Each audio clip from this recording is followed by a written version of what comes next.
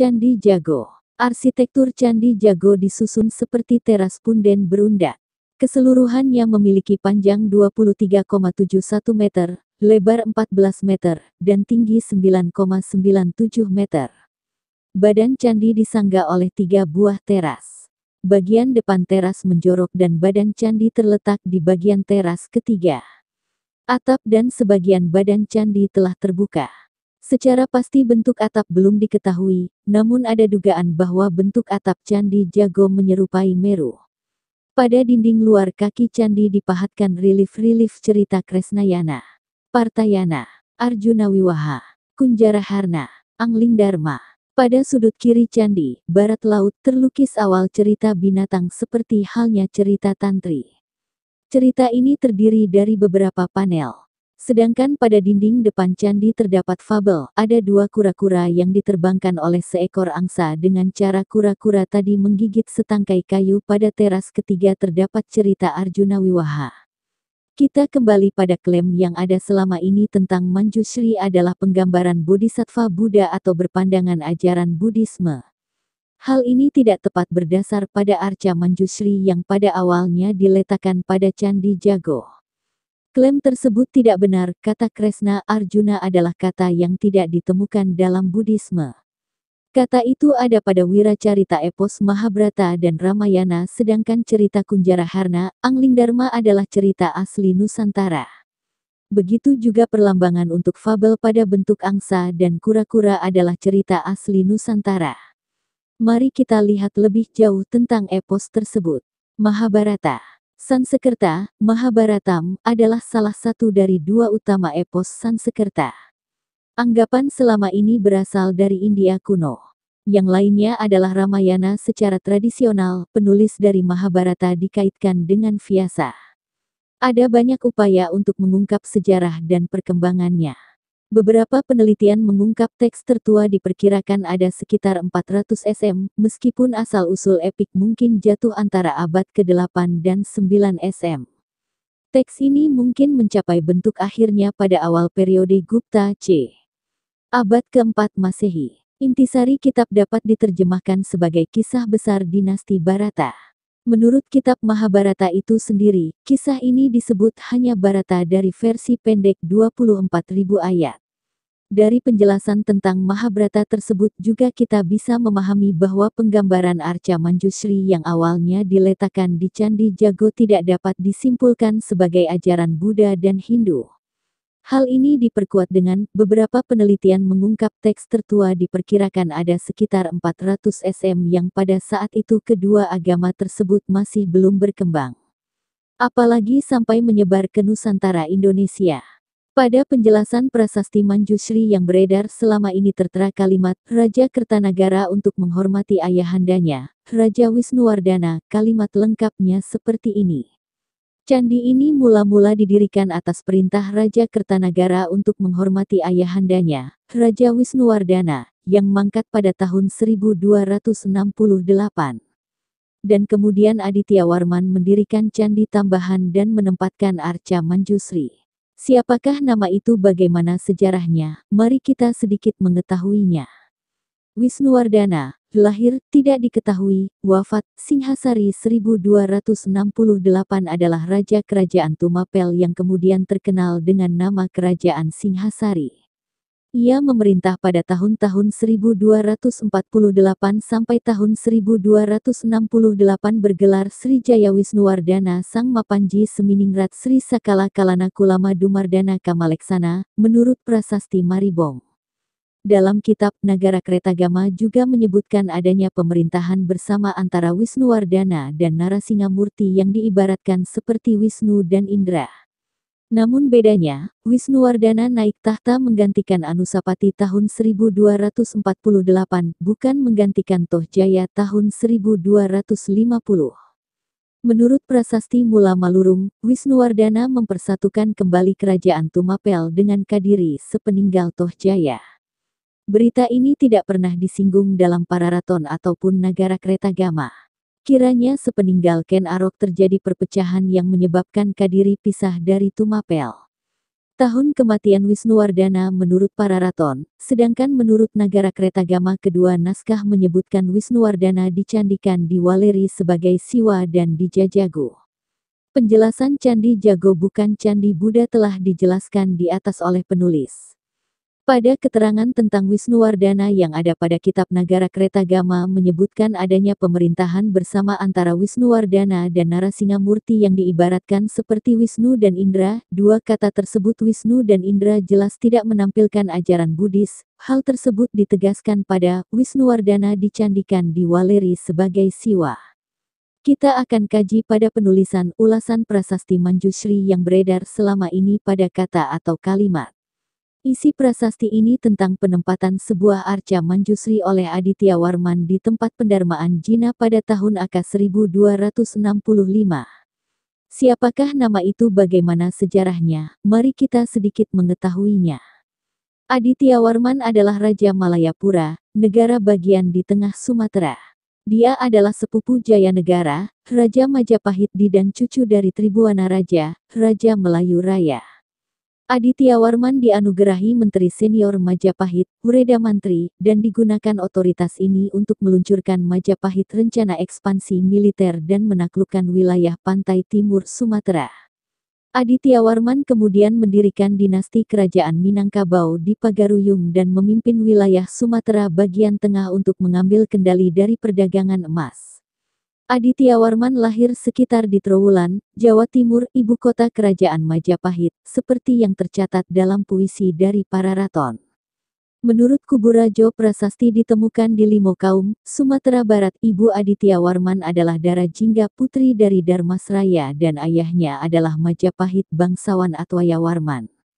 Menurut George Coedes, namanya muncul di Jawa pada gambar dari Bodhisattva Manjusri yang pada awalnya terletak di Candi Jago. Ini adalah perlindungan yang dibangun oleh Kertanegara untuk ayahnya Visnuvardhana. Dalam salah satu dari berbagai prasasti tentang dia, ia secara eksplisit menyebut dirinya Lord of the Golden Earth Kanakamedinindra. Sebuah prasasti di lokal Melayu Sanskrit ditemukan di belakang patung Amogapasa ditemukan di Rambahan, Sumatera Barat, ditulis dan mungkin disusun oleh Aditya Warman untuk memperingati perannya sebagai pelindung dan sumber kesejahteraan bagi orang-orang dari ibu kota Malaya, Malayapura, dan kekuasaannya sebagai perwujudan Amogapasa. Pada Malayapura, Aditya Warman mendapat gelar kerajaan Udayaditya Varman atau Aditya Varmodaya, Pratapaparakrama Rajendra Mauli Malivarmadewa. Yang mana para sarjana percaya ia dapat mendeteksi upaya sintesis dari gelar kerajaan tradisional digunakan di Sriwijaya dan Melayu. Kerajaannya diyakini pendahulu dari masa kini Minangkabau matrilineal masyarakat di Indonesia. Penggambaran Aditya Warman ditampilkan atau tergambarkan pada penamaan patung Bhairava yang ada pada Mosem Monas, Jakarta. Mari kita ketahui apakah Bhairava itu. Bhairava, bahasa Sanskerta berarti mengerikan, adalah salah satu dewa dalam ajaran Hindu yang dianggap sebagai manifestasi dewa Siva terkait dengan pemusnah. Bhairava berasal dari pandangan yang sama pada filosofi Hindu dan Jain. Dia disembah di seluruh India dan Nepal. Asal-usul Bhairava dapat ditelusuri ke percakapan antara Brahma dan Wisnu yang diceritakan dalam Shiv Mahapuran. Di dalamnya, Wisnu bertanya kepada Brahma, siapakah pencipta tertinggi alam semesta? Brahma mengatakan kepada Wisnu untuk menyembah dia sebagai Maha Pencipta. Ada 8 jenis Bhairava ini. 8 Bhairava ini dikatakan untuk mewakili 5 elemen yaitu Akas, udara, api, air dan bumi, dan 3 lainnya adalah matahari, bulan dan Atman. Masing-masing dari 8 Bhairava ini berbeda dalam penampilan, memiliki senjata yang berbeda, dengan 8 jenis kekayaan yang mewakili Ashta Laksmi S. Ibadah terus-menerus dari Bhairava memimpin penyembah ke guru sejati. Ada perbedaan mantra untuk semua 8 Bhairava ini. Hal ini umumnya percaya bahwa menyembah Bhairava memberikan kemakmuran, keberhasilan dan keturunan yang baik, mencegah kematian dini dan solusi untuk utang dan kewajiban. Berbagai bentuk aliran Bhairava yang berkembang hanya dari Siva, yang disebut Maha Bhaira. Penggambaran tentang sosok Aditya Warman sebagai Bhairava yang direpresentasikan pada patung tersebut jelas menggambarkan bahwa Aditya Warman tidak menganut ajaran Buddhis. Kita coba amati menurut pendapat George Coedes. Sebuah prasasti di lokal Melayu Sanskrit ditemukan di belakang patung Amoghapasa ditemukan di Rambahan, Sumatera Barat ditulis dan mungkin disusun oleh Aditya Warman untuk memperingati perannya sebagai pelindung dan sumber kesejahteraan bagi orang-orang dari ibu kota Malaya, Malayapura, dan kekuasaannya sebagai perwujudan Amoghapasa. Prasasti Amoghapasa. Prasasti Amoghapasa adalah sebuah prasasti tertulis di belakang Paduka Amoghapasa sebagaimana dimaksud dalam Padang Roco Prasasti. Aditya Warman menambahkan tulisan ini di belakang patung menyatakan bahwa patung itu digambarkan sendiri. Prasasti tersebut disimpan di Museum Nasional Indonesia di Jakarta dengan nomor inventaris D1986469, bagian patung. Untuk lebih dalam lagi kita mengetahuinya kita akan melihat prasasti Padang Roco. Prasasti itu bernama menurut lokasi itu ditemukan, Padang Roco, dalam bahasa lokal Minangkabau, diterjemahkan ke bidang patung. Padang berarti lapangan, sementara Roco adalah menyamakan arca atau murti. Deskripsi prasasti itu ditemukan pada tahun 1911 dekat sumber Sungai Batanghari, Padang Roco. Prasasti itu diukir pada 4 sisi batu berbentuk persegi panjang disajikan sebagai dasar prasasti Padang Roco. Patung Amoghapasa di atas prasasti, bahan batu andesit, dibuat 1208 saka, ditemukan Padang Roco, Nagari Siguntur, Kecamatan Sitiung, Kabupaten Dharmasraya, Sumatera Barat, Indonesia, 1911. Patung Amoghapasa. Di sisi belakang diukir patung prasasti disebut Amoghapasa Prasasti NBG 1911-12920E. Prasasti diukir dalam huruf Jawa kuno, dengan menggunakan dua bahasa, Melayu kuno dan Sanskerta Krom 1912, 1916, Moens 1924, dan Pitono 1966. Saat ini prasasti tersebut disimpan di Museum Nasional Indonesia, Jakarta, dengan nomor kode persediaan D1986468, dasar atau prasasti bagian, dan D1986469, bagian patung. Asal prasasti itu tanggal 1208 Saka, pada periode yang sama dari Singhasari Kerajaan di Jawa dan Melayu Raya Dharmasraya di Sumatera. Prasasti mengatakan bahwa pada tahun 1208 Saka, atas perintah Raja Kertanegara dari Singhasari, patung Amoghapasa Lokeshvara diangkut dari bumi Jawa, ke Sefarnabumi, Sumatera, yang akan didirikan di Dharmasraya. Karunia ini telah membuat orang-orang dari Sefarnabumi bersukacita, terutama raja mereka Tribuana Raja Mauliwarmadewa. Aditya Warman pindah patung lanjut menanjak ke Rambahan situs dekat langsat sungai, sumber Sungai Batanghari. Ia juga menambahkan tulisan tertulis di sisi belakang patung, prasasti ini merujuk sebagai Amoghapasa. Sementara dasar persegi panjang merujuk Padang Roco prasasti tetap di daerah Padang Roco. Kita perhatikan dalam bait keempat pada terjemahan prasasti. Semoga hadiah ini membuat semua orang dari bumi Malayu, termasuk yang Brahmana, Ksatria, Waisa, Sudra dan terutama pusat dari semua Aryas, Paduka Seri Maharaja Srimat Tribuana Raja Mauliwarmadewa. Kata Brahmana, Ksatria, Waisa, Sudra tidak ditemukan dalam pandangan ajaran agama Buddhis. Seperti keterangan ini, kasta. Sang Buddha menolak perbedaan kasta agama Brahmanical dengan menawarkan penahbisan semua terlepas dari kasta. C. Prasasti Manjusrigra. Manjusrigra Prasasti adalah sebuah prasasti tanggal 714 Saka ditulis dalam bahasa Melayu kuno dengan aksara Jawa lama. Prasasti ini ditemukan pada tahun 1960 di sisi kanan tangga masuk Sewu Perfara, wali atau pelengkap candi yang lebih kecil tidak ada. 202 di sisi barat. 17 prasasti ini terkait dengan Candi Sewu. Menurut prasasti ini, nama asli Candi Sewu mungkin Manjusrigra. Candi Sewu terletak sekitar 800 meter di utara Prambanan Candi, Jawa Tengah, Indonesia. Prasasti itu diukir pada sebuah blok batu andesit diukur 71 cm x 42 cm x 29 cm. Transkripsi. Transkripsi menurut Badan Pelestarian Cagar Budaya Jawa Tengah. Sri Swasti Sakawarsatita 714 Kartika Masa Caturdasi Suklapaksa Sukra. Wara adalah Pontat Kalanda dan Nayaka Dira Anada Lurawan Namanda Maurdidin. Wajrasana Matjasrigra Namatan Prasada SVLK Si D.A. Mandresti Manamwah. Si D. Di dan Hian Dasadisa W. D. Ita Yan Pranidananda NARAS. Samanta P. Untara Pa. Lanku Marmangap punya dijanmeni paratra laikal pauksa muah aku D. Di. Jagat sacara-cara sarwa satwa pajiwiaku sarwa satwa kanaya. K.A. Sarwa Satwa Paritrat Sarwa Satwa Kawanda, W.A. Pranidini Maha. Tianta Sradawega Samudgata Matjasrigra Samumta Sarwa Sri Sula. Wajana, Prasadeni Kumangap Yapunyanda Sri Nareswara Ihajan Mapara. Tranku Janan Sarak Danan Si D.A. Janma Kuminta Yani Saraka. Dali, B. Iga Acna Narendra Sanapret. D.N. Jagat Raya Acna.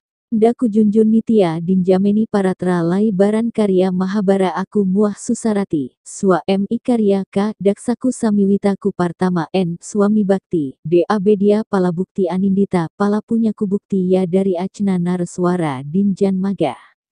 Ticakreni Suami Muah Parayana. Isi terjemahan. Inscription yang ditulis dalam 16 baris. Diterjemahkan oleh Kusen. Pada tahun 714 Saka, Kartika bulan, hari 14 Paroterang, Jumat, Naspon, dan Nayaka di Randalurawa telah menyelesaikan renovasi, sebuah prasada bernama Vajrasana Manjusrigra. Puas jantung orang-orang yang bekerja bersama-sama. Setelah Dang Hyang Dasadisa diselesaikan dalam upaya mulia ini, banyak orang dari segala arah datang untuk mengagumi penghormatan ini, bangunan, dari orang-orang yang sudah meninggal dan memberi pengorbanan mereka. Dari semua arah orang menghadiri, semua makhluk penghuni Kanayakan, semua makhluk yang dilindungi, semua penduduk desa yang berkontribusi dalam upaya baik ini tampak sangat bahagia puas dengan selesainya Manjusrigra, bangunan dengan pinakel indah. Prasada ini disampaikan oleh Srinaresvara yang sudah terwujud ke ranah dewa, meninggal. Semua orang miskin, bodoh gelisah budak tidak dapat memahami makna dari urutan Narendra ini sebagai sarana alat atau kendaraan. Dunia. Aku akan selalu menjunjung tinggi agar sampai kematiannya, serta karya-karyanya dilihat oleh saya sebagai kereta pengemudi yang baik. Sebuah kearifan akal karya pemikiran tuanku yang menenangkan, tuan perhatian saya terus-menerus seperti makanan dicemarkan. Buah, hasil dari perbuatan yang mulia ini diperoleh dari bimbingan Naresvara pada manusia, dan perlindungan tuanku adalah luar biasa. Beberapa istilah dalam prasasti Manjushri telah kita ketahui dari beberapa penjelasan di atas untuk menambah penjelasan untuk membuktikan bahwa prasasti yang selama ini dianggap mendasari klaim selama ini tentang Borobudur bahwa Wangsa Sailendra adalah yang membangun pada abad 8M dianggap beragama Buddha atau Hindu adalah tidak tepat. Mari kita amati tentang kata kunci. Naras, Nareswara, Naresvara. Prasada Si D tidak ditemukan dalam tekstual Sansekerta, ada ditemukan dalam istilah Lemurian Savalka Antrada. Narsing, Sansekerta IAST, Narasimha, menyala manusia singa. Narasing, dan Narasingha. Narasinghar di bahasa Dravida, adalah avatar dari Dewa Hindu Wisnu, yang dianggap sebagai dewa tertinggi di Vaishnavism dan dewa yang dikenal lebih luas dalam Hinduisme. Narasingha ditemukan dalam epos awal ikonografi, kepercayaan ini ada lebih dari 1 milenium. Narasingha sering divisualisasikan sebagai makhluk memiliki tubuh manusia dan tubuh bagian bawah, dengan wajah singa dan cakar. Bentuk ini secara luas disembah dalam bentuk dewa oleh sejumlah besar kelompok Vaisnava. Dari penjelasan tentang beberapa teks yang tertera pada prasasti Manjushrigra jelas menunjukkan bahwa uraian teks tersebut tidak hanya ada pada ajaran Buddha dan Hindu. Tapi teks tersebut lebih mengarahkan pada pembuktian bahwa Kata naras telah ada sejak dahulu di Nusantara yang ada sebelum adanya agama ajaran Buddha dan Hindu di India, bahkan filosofi itu yang mendasari terbentuknya ajaran Buddhisme dan Hinduisme. D. Kajian telaah pada Prasasti Abhayagiri Wihara. Kita akan cermati keterangan dan penjelasan tentang Prasasti Abhayagiri Wihara yang beredar selama ini. Prasasti Abhayagiri Wihara adalah prasasti yang berangkat tahun yang berasal dari masa kerajaan Medang Mataram. Prasasti ini menyebutkan seorang tokoh bernama Tejapurnapane Panamkarana atau Rakai Panangkaran yang membangun suatu kawasan wihara di atas bukit yang dinamakan Abhayagiri Wihara, wihara di bukit yang bebas dari bahaya. Rakai Panangkaran mengundurkan diri sebagai raja karena menginginkan ketenangan rohani dan memusatkan pikiran pada masalah keagamaan, salah satunya dengan mendirikan wihara yang bernama Abhayagiri Wihara.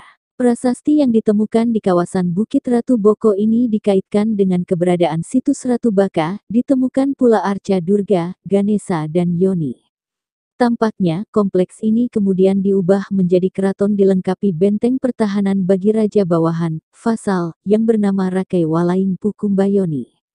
Menurut prasasti Siwagra tempat ini disebut sebagai kubu pertahanan yang terdiri atas tumpukan beratus-ratus batu oleh Balaputra. Bangunan di atas bukit ini dijadikan kubu pertahanan dalam pertempuran perebutan kekuasaan di kemudian hari. Di dalam kompleks Ratu Baka ini terdapat bekas gapura, ruang paseban, kolam pendopo, pringgitan, keputren, dan 2 ceruk gua untuk bermeditasi. Tak jauh di sekitar kawasan Ratu Baka juga ditemukan candi antara lain Candi Banyunibo di kaki bukit sisi tenggara dan Candi Sojiwan di sisi utaranya. Pada tulisan yang beredar selama ini kita dapati beberapa kata kunci antara lain. Abaya, Kerajaan Medang Mataram, Rakai Panangkaran, Situs Ratu Baka, Prasasti Siwagra. Kita akan amati satu persatu kata tersebut untuk membuktikan apakah benar berdasarkan Prasasti Abhayagiri Wihara Wangsa Sailendra beragama Buddha yang membangun Borobudur pada abad ke-8 Masehi. Kata abaya atau abiya secara tekstual kita temukan pada abaya mudra yaitu, sikap keberanian. Adalah mudra, sikap yang merupakan isyarat kepastian dan keamanan, yang menghalau rasa takut dan perlindungan kepada dewa atau Tuhan untuk mencapai kebahagiaan. Dalam banyak agama-agama di India hal ini tergambarkan. Tangan kanan tegak lurus dan telapak tangan menghadap ke arah luar. Sikap posisi ini adalah salah satu prosesi mudra yang awal ditemukan digambarkan pada sejumlah ajaran Hindu, Buddha, dan Jain. Dalam catatan sejarah selama ini tentang ajaran Hindu tidak pernah tercatat bahwa misionaris Hindu yang berasal dari India datang dan menyebarkan ajaran Hindu ke Nusantara. Dalam keterangan di atas pun kita dapat fahami bahwa abaya tidak hanya ada pada ajaran Buddha, tapi ada pada ajaran agama-agama di India. Hal ini juga menyiratkan bahwa abaya ada sebelum ajaran yang disebutkan di atas ada, yang merupakan sikap atau prosesi ritual untuk mencapai kesempurnaan. Dapat dikatakan bahwa sikap ini adalah sikap tapa atau semadi ajaran nenek moyang Nusantara terdahulu. Kontemplasi ajaran leluhur kita, dharmik original, adalah tapa brata istilah daerah Parahyangan, Jawa menyebut dengan topo broto, Bali menyebut upasana, yago, tapo, Batagak di Sefarnatvipa, Kamala di Sulawesi, kalau sedang melakukannya disebut akamala. Kerajaan Medang Mataram. Catatan awal tentang nama, Medang Kerajaan Mataram ditemukan dalam Prasasti Canggal, ditemukan dalam di kuil Gunung Wukir di Desa Canggal, Barat Daya dari Kota Magelang. Prasasti ini ditulis dalam bahasa Sanskerta dengan menggunakan huruf Palawa. Prasasti Canggal bercerita tentang pendirian sebuah lingga, simbol siwa, di atas bukit di daerah Kunjara-Kunja, terletak di sebuah pulau yang mulia disebut Yawadwipa, Jawa, yang diberkati dengan kelimpahan beras dan emas. Pembentukan lingga berada di bawah kekuasaan Rakai Mataram Sang Ratu Sanjaya, Raja Sanjaya Rakai Tuan, dari Mataram. Prasasti ini menandakan bahwa Yawadwipa diperintah oleh Raja Sana, yang pemerintahannya meliputi daerah yang luas dengan penuh kebijaksanaan dan kebajikan. Setelah Sana meninggal, kerajaan itu jatuh ke dalam perpecahan. Sanjaya putra Sanaha adik Sana ini naik tahta. Dia menaklukkan daerah sekitar kerajaannya memerintah, dan pemerintahan yang bijaksana memberkati tanah dengan perdamaian dan kemakmuran bagi semua rakyatnya.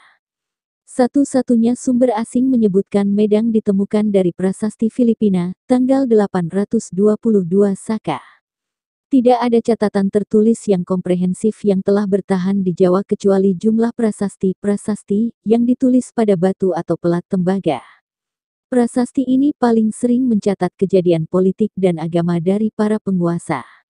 Tema yang paling umum yang disebutkan dalam prasasti adalah pembentukan sima, tanah bebas pajak untuk penduduknya yang merawat bangunan suci, dan kadang-kadang beberapa bagian atau seluruh pajak yang dikumpulkan dari ini sima tanah ditunjuk untuk mendanai pemeliharaan bangunan keagamaan. Dugaan para sejarawan dianggap pada di era Kesultanan Mataram, tapi ada dugaan juga mungkin berasal dari periode sebelumnya. Tidak disebutkan kerajaan semi-mitologis bernama Medang Kamulan, yang dalam bahasa Jawa diterjemahkan menjadi Medang asal kerajaan. Inilah akibat kita sepakat menghitung awal Saka di prasasti yang dimulai tahun 78 Masehi. Hingga hilang sejarah kita sebelum tahun itu. Hingga sejarah leluhur kita disebut mitos atau cerita fiksi. Seperti catatan yang terpublikasi seperti ini. Kerajaan disebutkan dalam mitos Dewi Sri dan juga Aji Saka. Ini mungkin adalah sisa-sisa dari sejarah kolektif Jawa asli yang dianggap keberadaannya telah kabur dari sebuah kerajaan kuno yang disebut Medang. Dasar pencatatan sejarah saat ini tentang peradaban Jawa didapatkan berasal dari temuan arkeologi, penggalian, rekonstruksi dan penyelidikan struktur kuno, terutama kuil, dan juga penemuan peninggalan kuno, seperti yang ditemukan di Wonoboyo. Naskah asli ini menyebutkan tentang kisah raja-raja, sejarah mereka disebutkan dalam batu prasasti. Contoh penting naskah tersebut adalah Carita Parahyangan. Beberapa sumber dari catatan asing menafsirkan tanpa dasar, berasal dari pedagang dan wisatawan, terutama dari Cina, India, dan juga sumber-sumber Arab. Awalnya, kerajaan itu diidentifikasi lokasinya tertulis sebagai Yawatvipa, Java Pulau, sebagaimana dimaksud dalam prasasti Canggal. Prasasti disebutkan Rakai Mataram Sang Ratu Sanjaya, Raja Sanjaya, Rakai Tuan, dari Mataram. Para sejarawan sebelumnya seperti Sukmono, mengidentifikasi kerajaan ini sebagai Mataram. Lokasi ini berada di selatan dataran Gunung Merapi di Jawa Tengah, kira-kira dekat dengan Yogyakarta, Sleman dan Kabupaten Bantul. Hal ini didasarkan pada lokasi di mana sejumlah besar candi ditemukan di dalam dan sekitar Prambanan.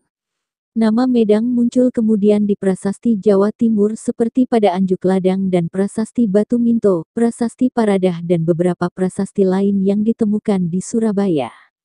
Kerajaan-kerajaan ini sejarawan cenderung untuk mengidentifikasi periode masa Java Timur dari kerajaan ini disebut sebagai Medang. Berbeda dengan periode sebelumnya Jawa Tengah yang dari Mataram. Pada prasasti Anjuk Ladang menyebutkan, Kita Prasida Mangrakpa Kadatuan Rahyang Tai Medan I Bumi Mataram, menunjukkan bahwa nama Medan, baca, Medang atau Medang, sudah digunakan sebelumnya dalam periode Jawa Tengah. Ungkapan Medan I Bumi Mataram berarti Medang di tanah Mataram, yang berarti nama kerajaan adalah Medang dengan ibu kotanya di Mataram. Ibu kotanya pindah beberapa kali setelah Mataram, pemerintahan Sanjaya untuk Mamrati atau Amrati, pemerintahan Rakai Pikatan, Poh Pitu, pemerintahan Balitung, pemerintahan Diahwawa, Tamolang, pemerintahan Sindok, Watugaluh, pemerintahan Sindok, dan terakhir Kewatan, pemerintahan Dharmawangsa Teguh. Nama Mataram muncul kembali lagi nanti di abad ke-14 sebagai salah satu provinsi Majapahit. Kemudian pada abad ke-16 muncul Islam Kesultanan Mataram yang terletak di daerah yang sama di sekitar Yogyakarta. Sebagai kerajaan bernama Mataram kuno berbeda dengan Kesultanan Mataram Islam. Dari keterangan di atas kita dapat menemukan kata kunci, yaitu Prasasti Canggal, Lingga, simbol Siwa. Di sini kita dapat fahami dari teks tentang Siwa, mengisyaratkan bahwa ini bukan Buddhisme dan juga bukan Hinduisme yang berasal dari India. Hal ini kita dapat fahami bahwa dalam catatan sejarah tidak pernah diketahui kaum misionaris Hindu di India pada masa terdahulu datang ke Nusantara. Sima, tanah bebas pajak untuk penduduknya yang merawat bangunan suci.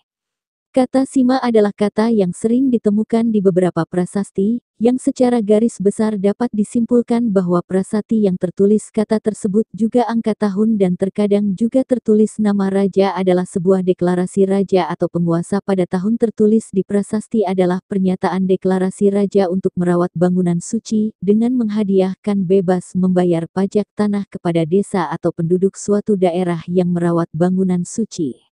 Angka tahun yang tertera pada prasasti bukan angka tahun menyatakan pendirian bangunan suci, yang sering disalah tafsirkan selama ini. Kajian telaah pada prasasti Canggal. Prasasti Canggal, juga disebut prasasti Gunung Wukir atau prasasti Sanjaya, adalah prasasti dalam bentuk candra sengkala berangka tahun 654 Saka yang ditemukan di halaman Candi Gunung Wukir di Desa Kadiluih, Kecamatan Salam, Magelang, Jawa Tengah. Prasasti yang ditulis pada stela batu ini menggunakan aksara Palawa dan bahasa Sanskerta.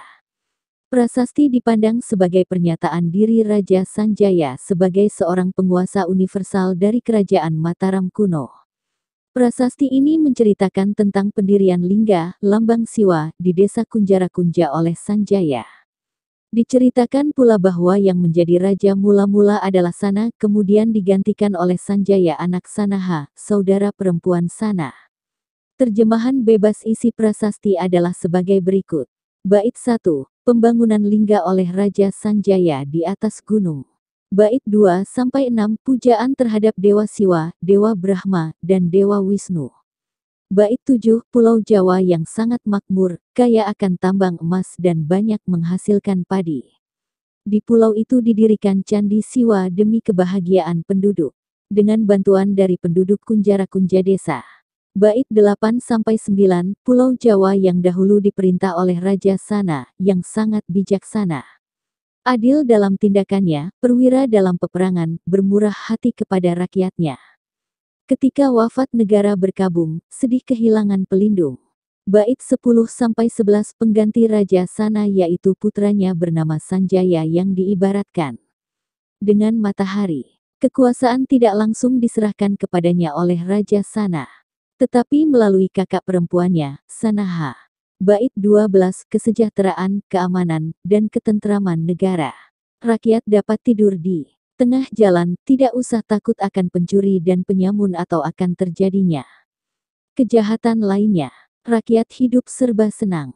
Kunjarakunja desa dapat berarti tanah dari pertapaan Kunjara, yang diidentifikasikan sebagai tempat pertapaan Resi Agastya. Dalam Ramayana, diceritakan bahwa Rama, Sinta, dan Laksmana mengunjungi pertapaan Agastya di Gunung Kunjara. Ini membuktikan bahwa Ramayana terjadi di Nusantara Indonesia terdahulu. Penjelasan tentang Kerajaan Medang dan keterangan yang diambil dari prasasti Canggal sudah jelas membuktikan bahwa penguasa kerajaan itu tidak beragama Buddha. Identik dengan Hindu tidak berarti juga ini ajaran Hindu India. Pertanyaan yang mendasar, kapan misionaris ajaran Hindu atau Buddha India yang ke Nusantara? Hal ini kita dapat tegaskan dan fahami jika kita mengkaji tentang sejarah kemunculan Hindu di India dan penamaan terhadap ajaran asli Nusantara yang harus bernama Hindu pada masa Orde Baru sekitar tahun 1970. Juga dari penjelasan tentang lingga pujaan terhadap Dewa Siwa, Dewa Brahma, dan Dewa Wisnu, menguatkan bahwa ajaran asli Nusantara bukan ajaran dari India. Penulis meyakini bahwa ajaran yang ada di Nusantara lah yang mendasari ajaran yang muncul di India hingga menjadi bernama Hindu atau Buddha, bahkan ajaran lain selain dua ajaran itu. Prasasti Sojomerto adalah sebuah prasasti yang ditemukan di Desa Sojomerto, Reban, Kabupaten Batang, Jawa Tengah, Indonesia. Ditulis dalam bahasa Melayu kuno menggunakan tulisan Kawi pada bukti paleografi. Prasasti ini mencirikan ajaran Siwais, berisi tentang raja bangsawan bernama Dapunta Selendra, putra Santanu dan Badrawati, suami dari Sampula. Bukhari berspekulasi bahwa Dapunta Selendra adalah nenek moyang dari Wangsa Sailendra, yang kemudian akan memerintah kerajaan Medang dan Sriwijaya. Prasasti itu diukir pada batu andesit lebar 43 cm, tebal 7 cm, dan 78 cm. Teks terdiri dari 11 baris, beberapa bagian dari prasasti itu tidak jelas karena sudah terkikis. Isi menurut Bukhari. 1. Riayon Krisata. 2. Garis bawah Akoti. 3. Namah Cifaya. 4. Batara Paramekva. 5. Rasarfa Daifaku Samfahia. 6. Mihinan Isanda Dapu. 7. Entah Selendra Namah Santanu. 8. Namanda Bapanda Badravati. 9. Namanda Ayanda Sampula. 10. Namanda Fininda Selendra Namah. 11. Mamagap Pasar Lempewangi. Puji Tuhan Siwa Batara Parameshvara dan semua dewa. Dari terhormat Dapunta Selendra. Santanu adalah nama ayahnya, Badrawati adalah nama ibunya, Sampula adalah nama dari istri. Selendra mulia. Prasasti ini menyimpulkan bahwa keluarga Dapunta Selendra berada di daerah pantai utara Jawa Tengah. Berbahasa Melayu kuno dan menjelaskan bahwa mereka menganut ajaran Siwais. Penemuan prasasti ini telah menyebabkan perkembangan teori mengusulkan asal Sumatera Sailendras. Juga dengan kemungkinan pendirian kerajaan awal mereka di pantai utara Jawa Tengah sebelum pindah ke pedalaman daerah Kedu. Sama seperti prasasti Sojomerto, beberapa prasasti yang merujuk pada nama Sailendra ditemukan di Jawa Tengah yang juga ditulis dalam Melayu kuno bukan Jawa kuno, yang menunjukkan ada hubungan antara Jawa dan Sumatera. Nama, Selendra, yang disebutkan dalam prasasti ini adalah Dapunta Selendra dianggap sebagai nenek moyang dari Sailendras. Nama, Dapunta, adalah sama dengan Sriwijaya Raja Dapunta Hyang, terdapat keterkaitan antara Sriwijaya dan keluarga Sailendra. Wangsa ini pertama kali menetap di Jawa Tengah pantai utara sekitar Batang dan Pekalongan Kabupaten, mereka menganut ajaran Siwais. Pada titik waktu tertentu mereka pindah ke selatan dan membentuk kerajaan di daerah Kedu. Interpretasi lain menunjukkan bahwa wangsa ini mungkin keluarga Jawa asli, tetapi memiliki koneksi Sriwijaya. Keluarga penguasa ini mungkin penguasa lokal tapi entah bagaimana ditundukkan oleh Sriwijaya melalui invasi dan kemudian sebagai pengikut Sriwijaya. Sailendra awal yang mungkin termasuk dalam lingkup pengaruh Sriwijaya Mandala. Hal ini diketahui dari prasasti Kota Kapur tercatat juga, Sriwijaya meluncurkan serangkaian kampanye militer terhadap bumi Jawa, yang juga sesuai dengan saat jatuhnya Tarumanagara Kerajaan di Jawa Barat. G. Kajian telaah pada Prasasti Kayumwungan. Nama Samaratungga terdapat dalam Prasasti Kayumwungan atau Prasasti Karangtengah. Dalam prasasti itu disebutkan bahwa Samaratungga memiliki seorang putri bernama Pramodawardhani yang meresmikan sebuah jinalaya yang sangat indah. Prasasti ini dianggap berhubungan dengan pembangunan Borobudur. Prasasti Kayumwungan terdiri atas dua bagian. Bagian pertama berbahasa Sanskerta sebagaimana disinggung di atas, sedangkan bagian kedua berbahasa Jawa kuno yang dikeluarkan oleh Rakai Patapan Empu Palar. Disebutkan tokoh Empu Palar menghadiahkan beberapa desa sebagai sima swatantra untuk ikut serta merawat bangunan suci, dengan istilah jinalaya untuk menyebut kebijakannya. Prasasti Kayumwungan. Prasasti Kayumwungan adalah sebuah prasasti pada 5 buah penggalan batu yang ditemukan di Dusun Karangtengah, Kabupaten Temanggung, Jawa Tengah, sehingga lebih dikenal juga dengan nama Prasasti Karangtengah. Prasasti ini ditulis dengan aksara Jawa Kuna, mempergunakan dua bahasa. Baris 1-24 ditulis dalam bahasa Sanskerta, baris selanjutnya ditulis bahasa Jawa Kuna. Masing-masing bahasa menunjuk pada angka tahun 746 Saka. Isi tulisan pada bagian berbahasa Sanskerta adalah tentang seorang raja bernama Samaratungga. Anaknya bernama Pramodawardhani mendirikan bangunan suci Jinalaya serta bangunan bernama Wenuwana Sansekerta, Venuvana, yang berarti hutan bambu untuk menempatkan abu jenazah, Raja Mega, sebutan untuk Dewa Indra. Daranindra dari keluarga Sailendra.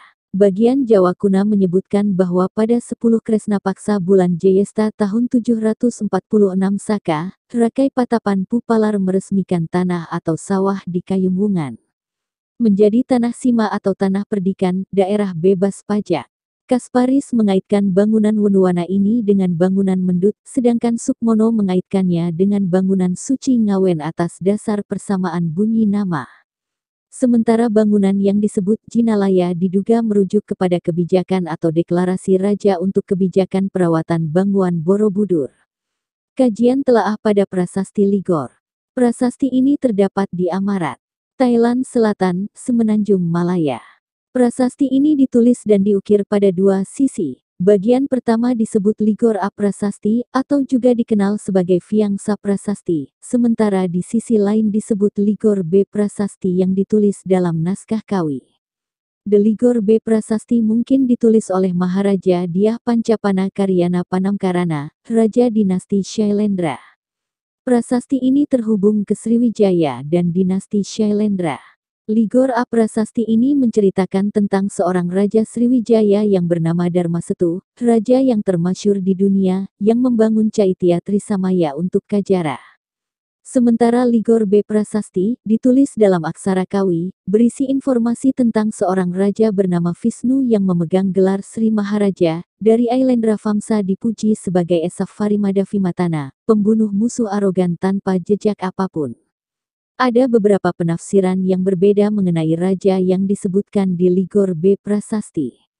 Ada beberapa anggapan bahwa raja yang disebutkan dalam prasasti ini adalah Raja Panangkaran, sementara lainnya berpendapat bahwa itu adalah penggantinya, Raja Dharanindra. Dalam prasasti ini kita dapat memahami bahwa tidak terdapat hal yang menjelaskan dan menegaskan bahwa Wangsa Sailendra menganut ajaran Buddha. Dari penyebutan raja dengan sebutan gelar Vishnu kita sudah dapat menyimpulkan bahwa Sailendra tidak dan bukan menganut ajaran Buddha. Penyebutan Vishnu pun tidak berarti bahwa Sailendra menganut ajaran Hindu India. Anggapan selama ini tentang peninggalan Wangsa Sailendra berada di dataran Kedu, Jawa Tengah. Perlu diketahui dataran Kedu adalah dataran yang banyak terdapat candi, belum tentu benar jika candi tersebut sebagai candi Buddha. Bisa kita ketahui setelah penjelasan di bawah ini, yaitu pada nama Raja Wangsa Sailendra yang berada di tanah Jawa. Apakah benar raja ini membangun Borobudur? 1. Dharanindra, Jawa. 2. Samaragrawira, Jawa. 3. Samaratungga, Jawa. 4. 1. Dharanindra, Jawa. 5. Dharanindra adalah raja dari Wangsa Sailendra di tanah Jawa yang namanya ditemukan dalam prasasti Kelurak dengan gelar Sri Sanggrama Dananjaya, berhasil melebarkan wilayah kekuasaannya sampai ke Semenanjung Malaya dan daratan Indochina. Sejarawan Slamet Mulyana menyebut Dharanindra identik dengan Sri Maharaja Rakai Panunggalan, raja ketiga Kerajaan Medang periode Jawa Tengah atau Kerajaan Mataram kuno. Dalam prasasti Ligor, prasasti ini ada dua sisi, memuat istilah Sarwai Madawimatana menurut sejarawan George Coedes, istilah ini dikeluarkan oleh Maharaja Wisnu. Menurut teori Slamet Muljana, Dharanindra sebagai Raja Jawa telah berhasil menaklukkan Kerajaan Sriwijaya termasuk daerah bawahannya di Semenanjung Malaya. Prasasti Ligor adalah prasasti yang berisi puji-pujian untuk dirinya sebagai penjelmaan Wisnu. Ada perbedaan pemahaman antara sejarawan Coedes dan Slamet dalam pengertian Maharaja Wisnu, yaitu anggapan Maharaja Wisnu adalah ayah dan Maharaja Wisnu adalah dirinya sendiri Dharanindra. Yang menjadi catatan besar dalam bahasan di atas adalah kata Wisnu. Dalam ajaran Buddha tidak ditemukan kata Wisnu. Kata yang selalu akrab dengan Siwa yaitu pemahaman dan falsafah asli Nusantara. Ajaran bijak sang pemberi cahaya yaitu ajaran bijak sang matahari dengan Siwa sebagai pengejawantahannya. Di sini jelas bahwa Raja Dharanindra, raja dari Wangsa Sailendra di tanah Jawa menganut ajaran asli Nusantara. Jadi bagaimana? Seorang raja akan membangun candi yang dianggap candi Buddha sementara dia sendiri penganut ajaran Siwa, apalagi diketahui dari prasastinya tentang puji-pujian terhadap diri terlihat jelas. Kesimpulan yang didapat terhadap Raja Dharanindra adalah beliau seorang penganut ajaran Siwa Dharmik original. Diketahui dengan istilah Wisnu, dan Borobudur ada sebelum Wangsa Sailendra ada. Hal ini adalah tempat peribadatan bahkan monumen agama Siwa, yaitu ajaran asli Nusantara, ajaran bijak sang pemberi cahaya. Ajaran sang matahari sebagai kiblat dengan Siwa sebagai pengejawantahannya. 2. Samaragrawira, Jawa. Dalam prasasti Kelurak disebutkan bahwa Samaragrawira identik dengan Rakai Warak. Adalah putra dari Dararindra, dan dalam prasasti Nalada Samaragrawira mempunyai putra Balaputra Dewa. Berdasarkan prasasti Kayumwungan Samaragrawira mempunyai putra Samaratungga dan ia mempunyai putri Pramawardhani. Tentunya mempunyai falsafah yang tidak beda dengan pendahulunya yaitu pemahaman dan falsafah asli Nusantara, ajaran bijak sang pemberi cahaya yaitu ajaran bijak sang matahari dengan Siwa sebagai pengejawantahannya. Di sini jelas bahwa Raja Daranindra ia mempunyai keturunan putri Pramawardhani berkeyakinan sama dengan pendahulunya beragama Siwa, bukan Buddha dan tidak membangun Borobudur. 3. Samaratungga, Jawa. Sri Maharaja Samarotungga adalah Raja Kerajaan Medang dari Wangsa Shailendra, menikahi Dewi Taraf Putri Darmasetu penguasa Sriwijaya terdahulu dan mempunyai putra Balaputra Dewa dan Pramudawardhani. Pramudawardhani menikah dengan Rakai Pikatan putra Sri Maharaja Rakai Garung atau Empu Palar, Raja kelima Kerajaan Medang, tertuang dalam Prasasti Kayumwungan atau Prasasti Karangtengah. Dalam prasasti Kayumwungan tertuliskan dalam dua bahasa, bahasa Sansekerta bagian pertama, bahasa Jawa kuno bagian kedua. Pada bagian kedua ini yang berbahasa Jawa kuno dikeluarkan oleh Rakai Patapan Empu Palar, tertulis Sima Swatantra yaitu menghadiahkan beberapa desa untuk merawat candi, juga prasasti Jinalaya yang berisi cara merawat candi.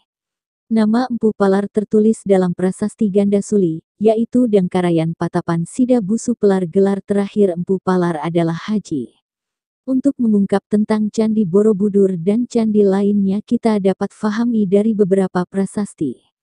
Adapun tentang prasasti yang ada dan tertulis tentang tahunnya tidak berarti sebuah candi dibangun pada tahun tersebut, walaupun pada prasasti tersebut tertulis kata dengan apa yang difahami dan diduga sebagai nama sebuah candi.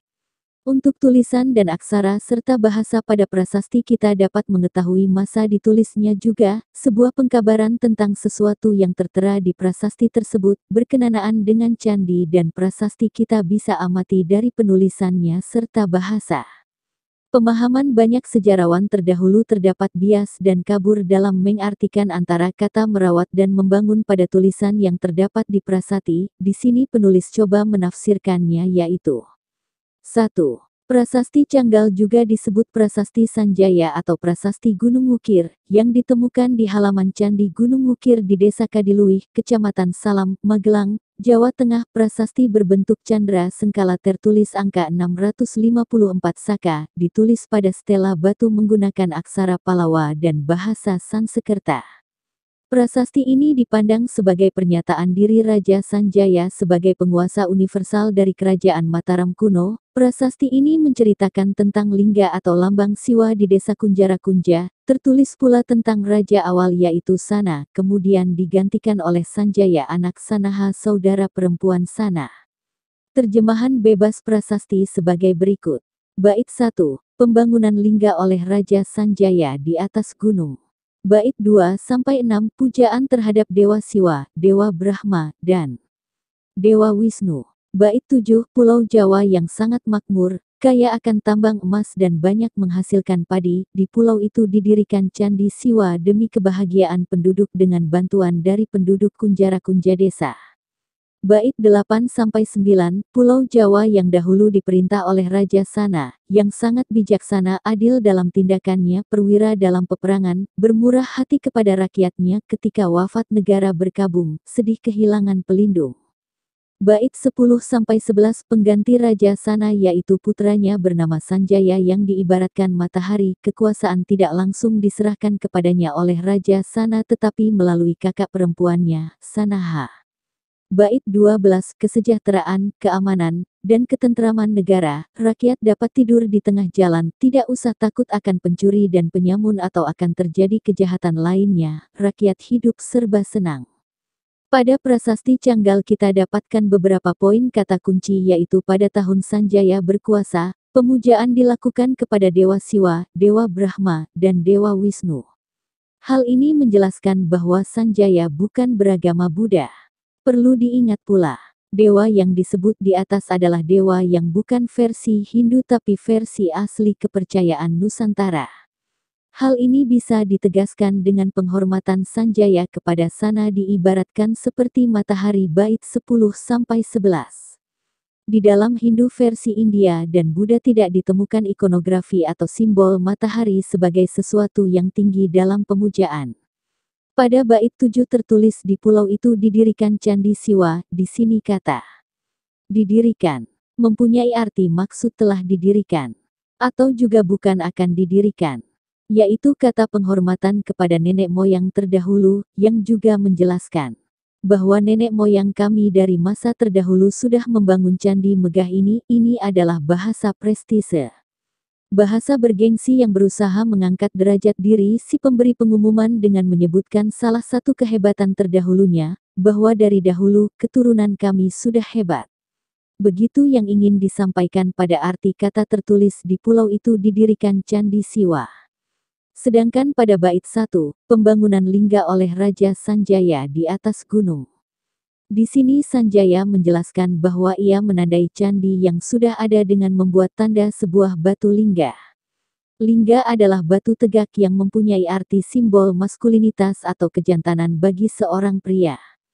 Jadi, kesimpulan yang kita dapat melalui prasasti Canggal adalah pengumuman Sanjaya bahwa ia adalah penguasa universal di kerajaan Mataram dengan memproklamirkan dan menandainya melalui pendirian tanda berupa batu lingga pada sebuah candi, yang bermaksud juga sebagai isyarat bahwa kemakmuran dan kebesarannya telah ada pada peradaban besar nenek moyang terdahulu di tanah Jawa. Dan saya adalah penerus dari nenek moyang yang hebat sejak zaman dahulu dengan bukti candi ini yang besar. Saya keturunannya akan merawat warisan leluhur kami, ini saya tandai komitmen untuk merawat. Dengan menancapkan batu lingga di muka candi. Begitu kira-kira maksudnya Sanjaya. 2. Prasasti Kayung Wungan atau Prasasti Karang Tengah. Prasasti Kayung Wungan adalah sebuah prasasti pada 5 buah penggalan batu yang ditemukan di Dusun Karang Tengah, Kabupaten Temanggung, Jawa Tengah. Prasasti ini ditulis dengan aksara Jawa Kuna dengan mempergunakan 2 bahasa. Baris pertama sampai 24 dalam bahasa Sanskerta. Tertulis Samaratungga dengan anaknya Pramodawardhani, sebagai raja dan putranya. Kita bisa menafsirkan dari 2 maksud dalam tulisan prasasti tersebut yaitu pada tulisan yang berbahasa Sanskerta, bahasa asing bagi masyarakat Jawa, menerangkan tentang raja dan putrinya.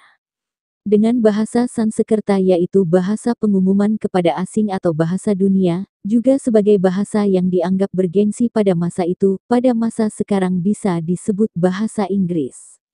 Baris kalimat yang berbahasa Jawa Kuna, menyebutkan bahwa pada 10 Krena Paksa bulan Jayesta tahun 746 Saka. Rakai Patapan Pupalar meresmikan tanah sawah di Desa Kayung Wungan menjadi tanah sima atau tanah perdikan daerah bebas pajak.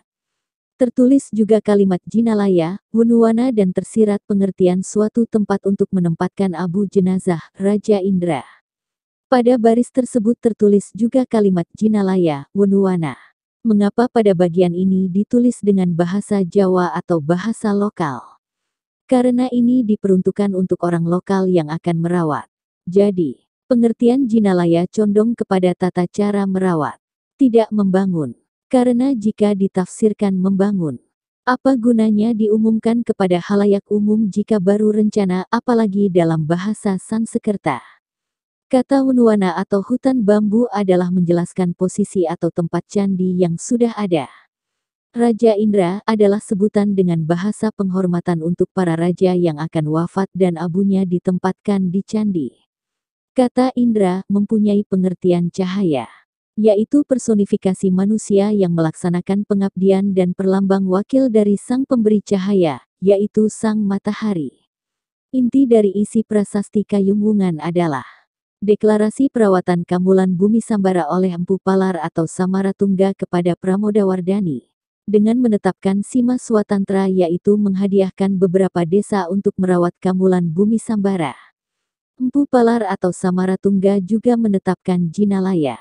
Jinalaya adalah sebutan untuk prosesi atau tata cara merawat candi.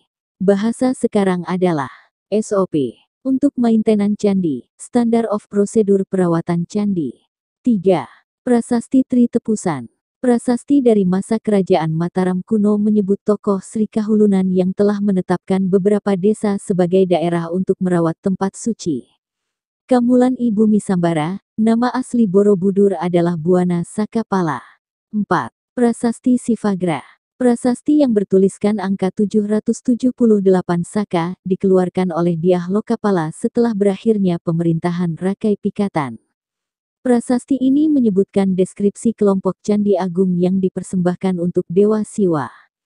Prasasti Sivagra.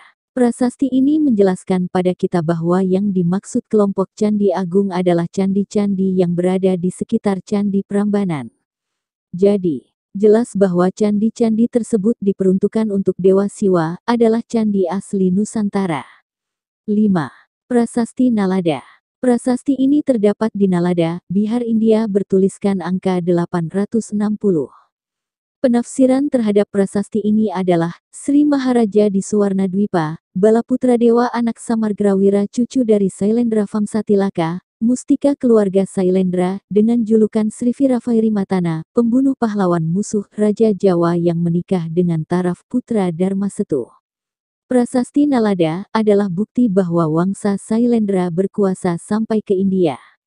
Kita telah ketahui bahwa agama Siwa adalah agama yang dianut oleh Wangsa atau dinasti Sailendra. Hal inilah yang menjadi dasar penulis berkesimpulan bahwa agama Hindu di India adalah bermula dan berpangkal dari ajaran luhur nenek moyang Nusantara, yaitu agama asli Nusantara, ajaran bijak Sang Pemberi Cahaya, ajaran Sang Matahari sebagai kiblat dengan Siwa sebagai pengejawantahannya, melakukan pujaan terhadap Dewa Siwa, Dewa Brahma, dan Dewa Wisnu. Inilah dharmik original. Pada prasasti yang menyebutkan nama yang sama Kamulan I Bumi Sambara, pada prasasti Kayung Wungan atau prasasti Karang Tengah, dan prasasti Tri Tepusan, pada prasasti yang bertuliskan angka tahun yang berbeda. Pasti tentunya menjelaskan bukan tahun pembuatan. Kita bisa ambil kesimpulan dua tokoh raja tersebut menyatakan deklarasi perawatan. Kita bisa ambil kesimpulan dari beberapa prasasti yang dijelaskan di atas, yaitu, bahwa keterangan tahun tertulis bukan menjelaskan angka tahun pendirian candi, tapi angka tahun di mana saat deklarasi seorang raja kepada bangunan megah yaitu candi untuk merawatnya. Jika ditafsirkan angka tahun yang tertera di prasasti adalah angka pendirian, hal ini tidak mungkin. Berlanjut ke bagian 12. By Santo Sabah.